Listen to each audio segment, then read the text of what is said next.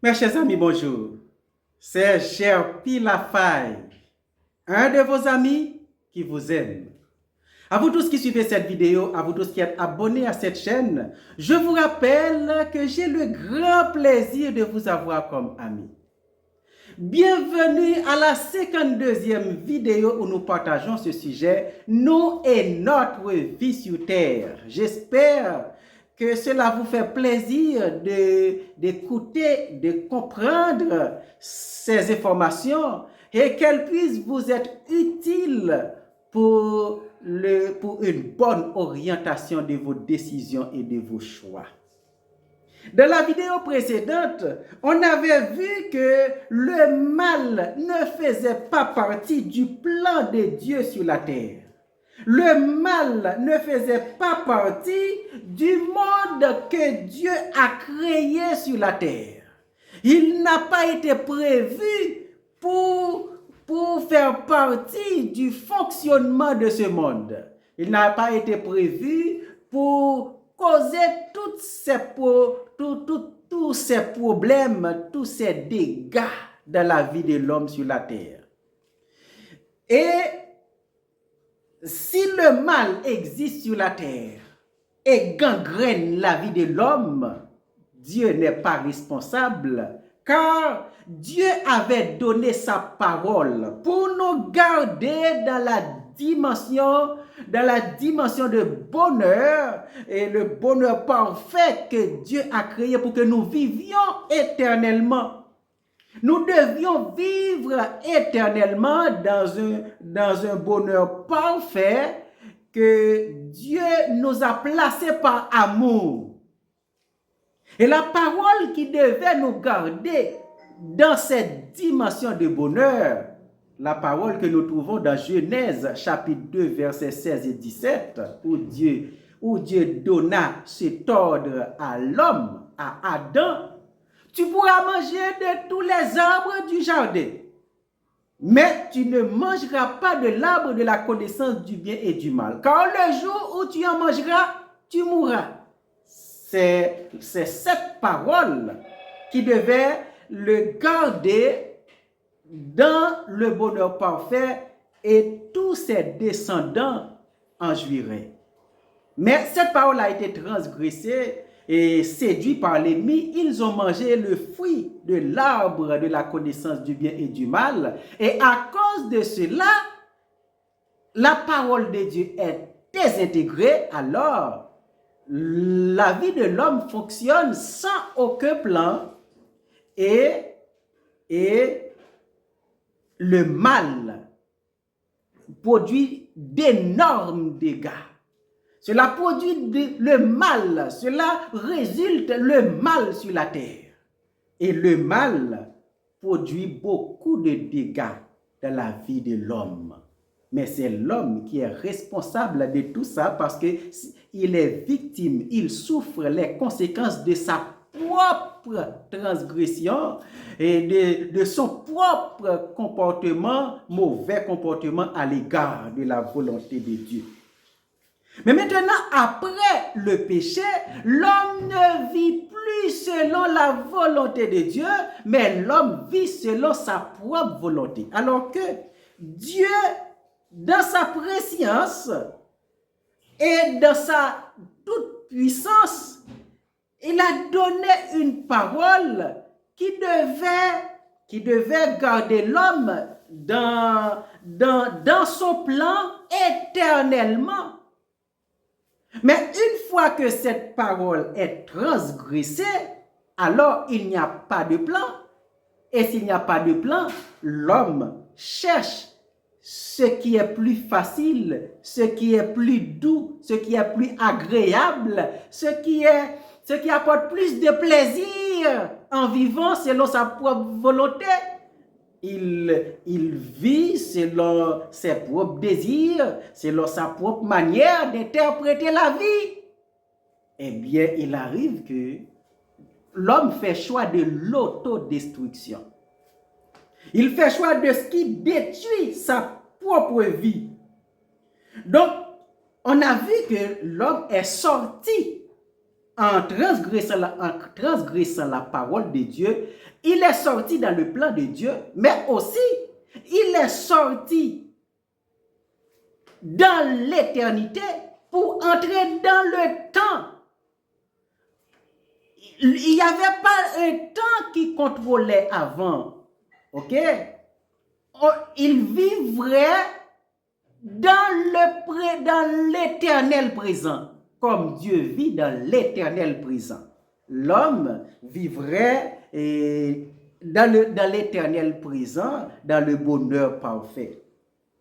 Avec le péché, il y a maintenant le temps qui contrôle la durée de vie. Il y a un temps où la vie prendra fin. Et cette fin est survenue de la vie de l'homme à cause du péché. Ils sont sortis dans le plan de Dieu et loin de la volonté de Dieu, eh bien, ils cherchent à satisfaire ses propres désirs. Ils vivent selon son propre plan, selon sa propre volonté, selon sa manière d'interpréter les choses. Or, sa volonté, ses pensées sont fortement influencées par son ennemi. L'ennemi qui cherche par tout moyen à le détruire. Il est vrai que Dieu a donné la terre au Fils de l'homme. Selon Somme 115, verset 16, les cieux sont les cieux de l'Éternel, mais il a donné la terre au Fils de l'homme. Donc, après avoir prononcé les 5 bénédictions de la vie de l'homme, selon Genèse 1er, verset 28, l'homme devient l'autorité qui vit sur la terre, l'autorité qui dirige la terre, l'autorité qui doit construire la terre. Tout ce qui doit être fait sur la terre doit être fait par l'homme. C'est seulement l'homme qui a le droit, le pouvoir d'opérer sur la terre. Mais maintenant, influencé par les ténèbres, eh bien, il prend les décisions qui le détruisent, qui détruisent sa propre vie. Dans Daniel chapitre 10, versets 10 à 13, on va voir que les pensées de l'homme sont fortement influencées par les ténèbres. Daniel jeûnait pendant 21 jours pour Israël qui était en captivité et que la durée de cette captivité est arrivée à terme et que Daniel voulait des réponses de Dieu sur cette affaire. Et Dieu a envoyé un ange pour apporter la réponse de la prière à Daniel. Et lorsque Daniel devait recevoir cet ange, écoutez ce qu'il a dit. À partir de verset 10, dans Daniel chapitre 10, il est écrit, « Et voici, une main me toucha, me secoua mes genoux et mes mains.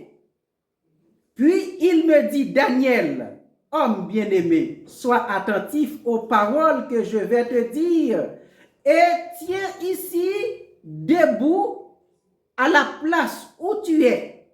Car je suis maintenant envoyé vers toi. Lorsqu'il m'a ainsi parlé, je me tins debout et tremblais.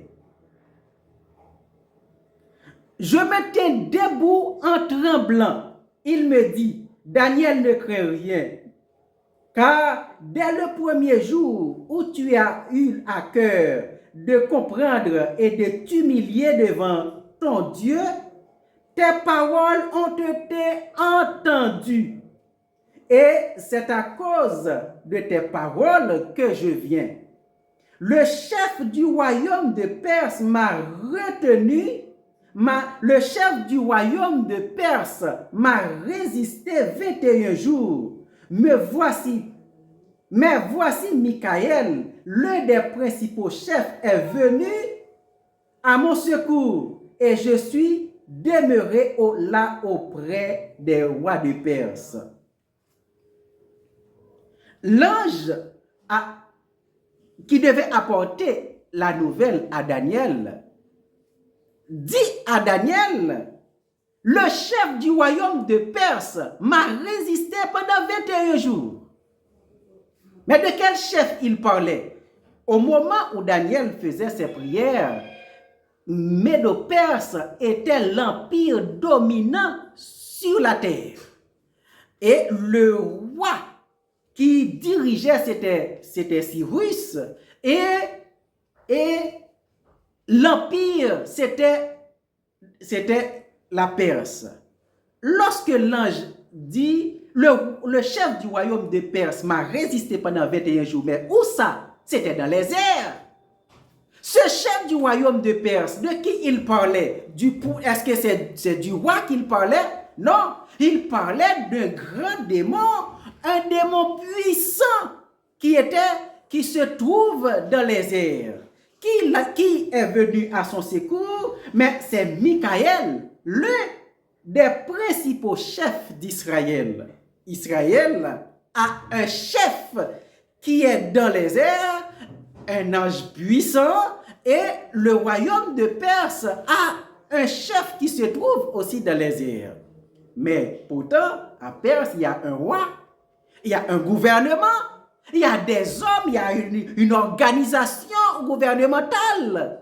Mais pourquoi faut-il parler de chef dans les airs?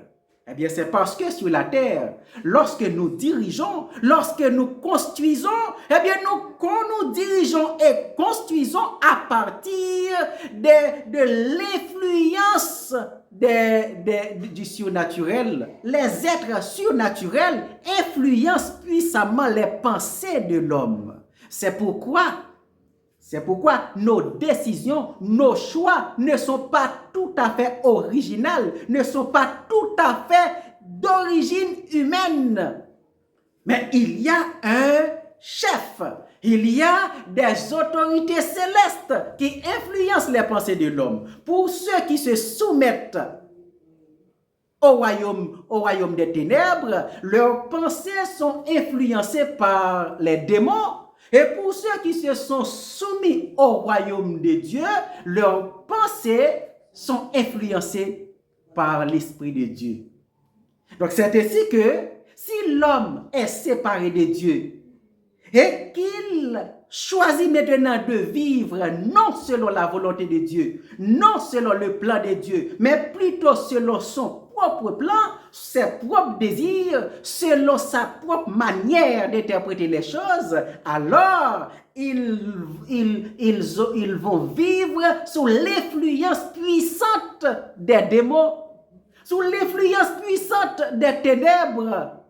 Or, ces êtres surnaturels sont les ennemis de Dieu et les ennemis de l'homme.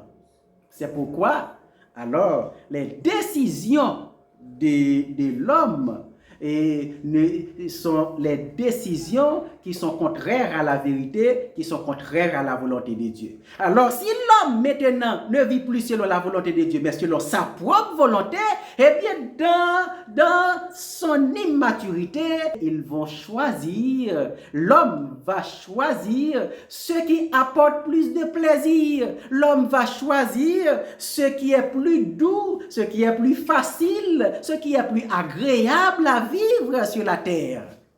L'homme va choisir ce qui apporte plus de plaisir. Eh bien, normalement, l'homme va choisir la vie de péché.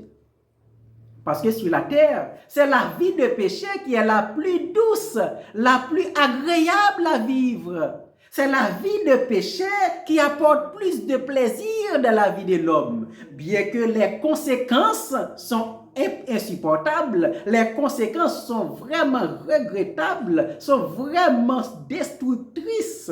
Mais le fait que c'est la vie la plus douce, la plus agréable, qui apporte plus de plaisir, quand même, ils vont choisir cette vie. Ils vont choisir cette vie qui est la vie de péché.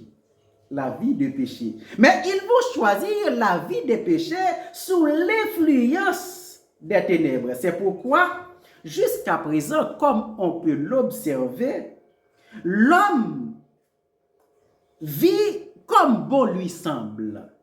L'homme vit selon ce qui lui plaît. Il cherche ce qui est plus facile, ce qui est plus agréable. On peut l'observer dans les sociétés, n'est-ce pas? L'homme, il cherche ce qui apporte plus de plaisir, donc il cherche la vie de péché. Et c'est le péché, c'est la vie de péché qui est la vie la plus douce, la plus agréable, la plus intense à vivre sur la terre. Et pourtant, c'est le contraire de la vérité, c'est le contraire de la volonté de Dieu. Alors, si l'homme vit selon la volonté de Dieu, l'homme choisit de vivre loin de la volonté de Dieu, de manière contraire à la vérité. Est-ce que Dieu va être responsable des conséquences? Non, l'homme est sorti du plan de Dieu pour vivre selon son propre plan.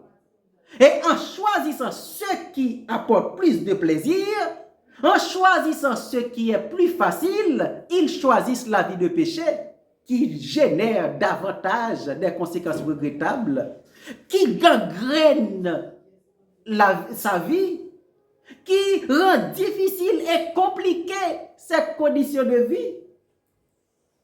Ainsi, l'homme choisit de vivre l'immoralité. L'immoralité sur la terre produit beaucoup de dégâts dans la vie de l'homme. Mais l'immoralité est agréable à vivre. Nos corps s'attachent à l'immoralité. Nos corps trouvent de grands plaisirs dans l'immoralité. Le corps s'épanouit énormément dans l'immoralité. Et c'est ainsi que le péché, depuis la rentrée du péché, l'homme vit selon sa propre volonté et il choisit ainsi l'immoralité et l'abomination. Alors, sous l'influence puissante des ténèbres, ils ont une préférence à tout ce qui est contraire à la vérité. L'homme sur la terre a une préférence à l'immoralité, une préférence à l'abomination, à la vie de débauche, à la criminalité. Ils ont une préférence, mais c'est ça, la vie de péché. Cela apporte beaucoup de plaisir. Les conséquences sont regrettables, les conséquences sont destructrices, mais cela apporte beaucoup de plaisir. Cela ne restera pas sans conséquences. C'est ça qui détériore la vie de l'homme sur la terre. Il pratique ce qui fait souffrir. Il pratique ce qui gangrène, ce qui détruise leur vie.